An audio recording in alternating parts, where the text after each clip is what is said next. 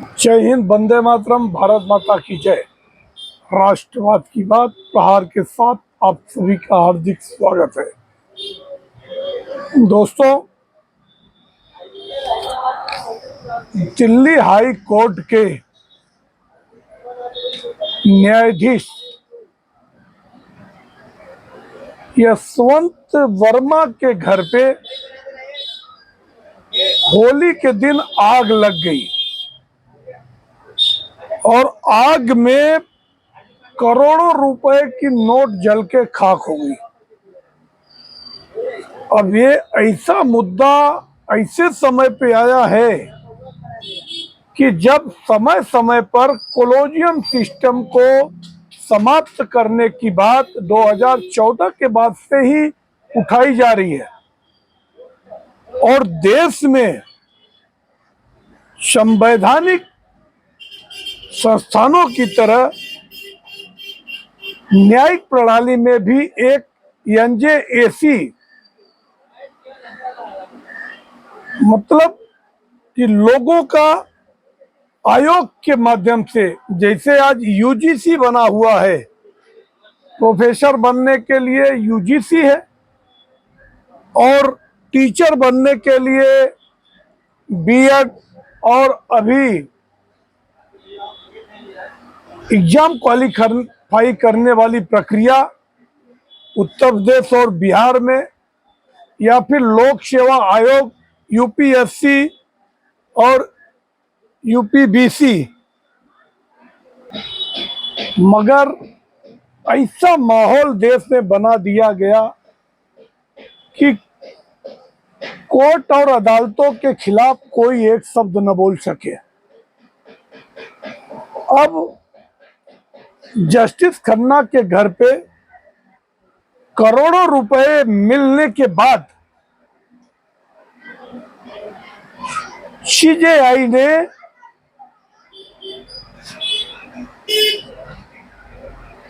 Justice Khanna आनन फानन में उनको high court, Allahabad high court में ट्रांसफर कर दिया। अब आप बोलो, अपराध का मतलब कि आप रहो दूसरे कोर्ट में चले जाओ। कल के डेट में अगर किसी भी अधिकारी के घर में पैसे और नोटों का बंडल मिले तो आप उसको दूसरे डिपार्टमेंट में ट्रांसफर कर दोगे। ये तो वैसे हुआ जैसे ममता बनर्जी ने किया था कि अगर एक कॉलेज में एक लड़की का रेप होता है तो वहां के जो बीसी हैं उनको दूसरे कॉलेज में ट्रांसफर कर देती है। ये कौन सा संविधान का फॉलो अप है? और दूसरी बात, 14 तारीख को रात को 11:30 बजे आग लगती है और फायर ब्रिगेड की 2 गाड़ियां आती हैं और जब फायर ब्रिगेड वाले आग बुझाते हैं 15 मिनट में, उन्होंने डायरी एंट्री में लिख देता है कि नोटों का पहाड़ जल के खाक हुआ। और उसके दूसरे दिन वो सारे नोट वहां से फेंक दिए जाते हैं, साबुत निपटा दिया जाता है। और जब उनको इलाहाबाद हाई कोर्ट में ट्रांसफर करने की बात आई तो इलाहाबाद हाई कोर्ट के लोग विरोध में आ जाते हैं और सीधे कहते हैं कि क्या ये कूड़ा खाना है कि कहीं का भी कूड़ा लाके इलाहाबाद में फेंक दो।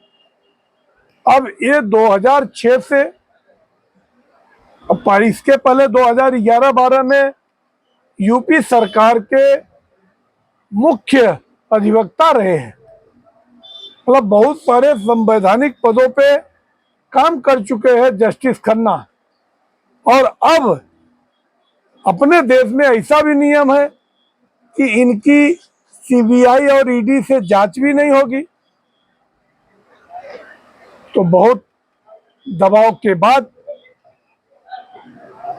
में सुप्रीम कोर्ट हरकत में आया और इनकी जांच के लिए 3 सदस्यीय कमेटी बैठाई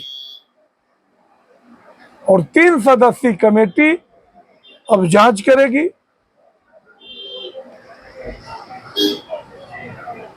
और जांच के बाद उनको जैसा लगेगा, इन सब के बावजूद जस्टिस खन्ना आते हैं और कहते हैं 14 तारीख को मैं तो भोपाल गया था, मैं तो घर पे भी नहीं था। और शायद वो घर पे नहीं थे, इसीलिए जब आग लगी तो घर वालों ने फायर ब्रिगेड को फोन कर दिया। अब ये किसका पैसा है? अब वो कहते पैसा ही हमारा नहीं है, अब ये किसका पैसा है? और 15 करोड़ रुपया कौन ला के घर में रख के चला गया? और जिस स्टोर में रखा है उसमें अंधेरा है। तो बहुत सारे जांच का विषय है। मगर एक चीज मैं कहना चाहता हूं कि अगर देश में भ्रष्टाचार कम करना है तो न्यायपालिका को जरूर नीट एंड क्लीन करना पड़ेगा। इसके पहले भी मैंने कहा है कि देश को अगर वापस सोने की चिड़िया बनाना है, देश की महंगाई अगर कम करनी है, तो सबसे पहले देश में जो कानून व्यवस्था है, जो न्यायिक प्रणाली है, इसमें सुधार की जरूरत है। और कठोर से कठोर सजा में भी 1 महीने के अंदर वर्डिक्ट आना चाहिए। इसमें तारीख पे तारीख का खेल और बेल के पीछे छुपने वाला खेल देश में बंद होना चाहिए। और मुझे लगता है कि अब या तो लोकपाल के अंदर अपना जुडिशियरी भी आए कि इनके ऊपर भी एक न्यायिक प्रणाली हो। जैसे आज तीनों सेनाओं के ऊपर एक अलग से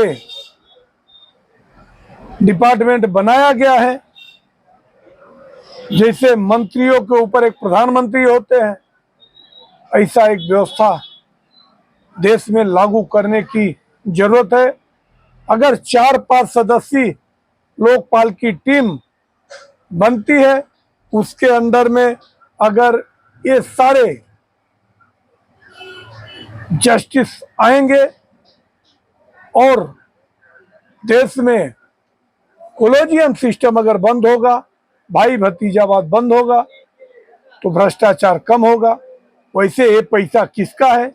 अपराधी, बड़े बड़े उद्योगपति या बड़े बड़े माफिया अपने बचने के लिए जजों को मैनेज करते हैं।